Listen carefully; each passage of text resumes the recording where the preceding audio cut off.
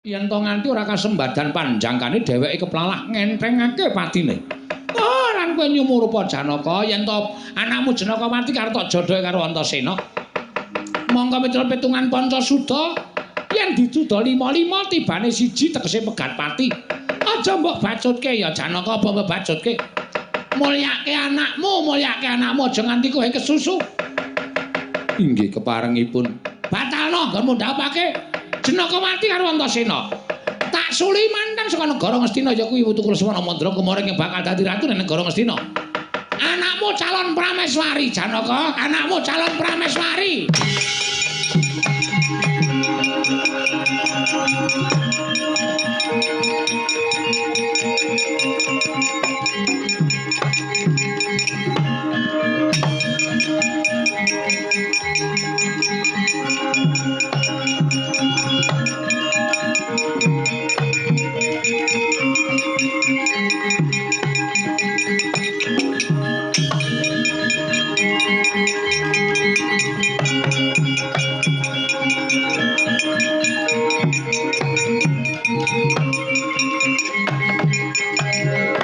Kala narpa Kresna tandula sahanyakra ring mring Sang Resi Jahnawi Suta mring Sang Resi Jahnawi Suta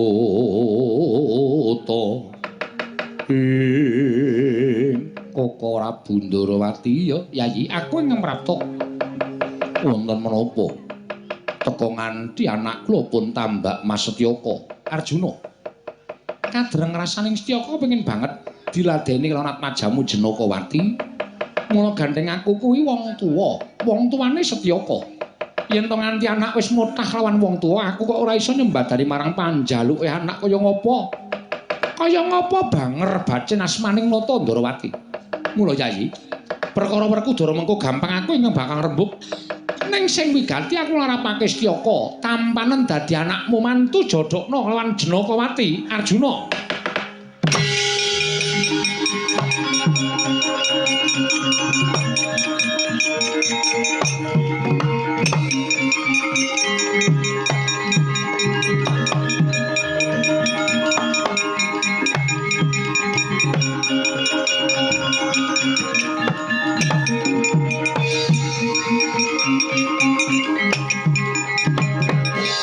Marare mangus samya ngambrengeng ati arunaning kaswase dosang gondo astrat maja lengleng lalu mangolati Kakang Mas Jodipati ya aku sing tekan kene Janaka nglarapaken dhateng pun Antasena panjen jumbuh lawan kahanan ing wis nate dijanjekake lawan aku lan kowe nedya bebesanan ya kowe ngrabekke anakku Antasena karo Janakawati praptaku ning papan kene bakal nagih janji apa ya sida mbok jodhokake apa bakal batal teka ning kene akeh para nalindra sing padha rawuh Aduh Kakang Mas kula aturi semene sawetawis bingung kodheng sutaning manahipun ingkang rayipun Janaka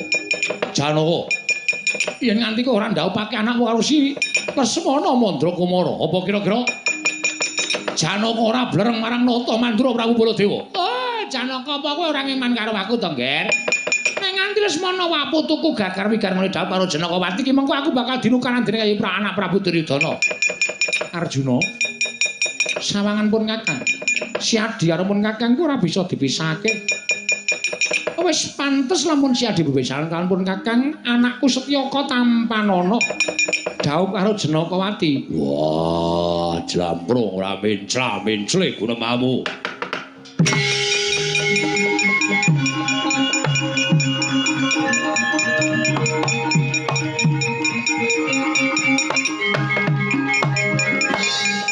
Aduh Kakang Mas kula mboten saged nengahi perkawis menika sedaya sami awratipun Bapa Durna menika pepunden kula Koko Prabu Ndarawati menika ugi pepunden semanten ugi paduka Kakang Mas ugi minangka dados sesembahan kula monggo nyatanipun sami-sami awratipun kula kedah kados pundi Kakang Mas wah Janaka nenggonana marang jiwaning satriya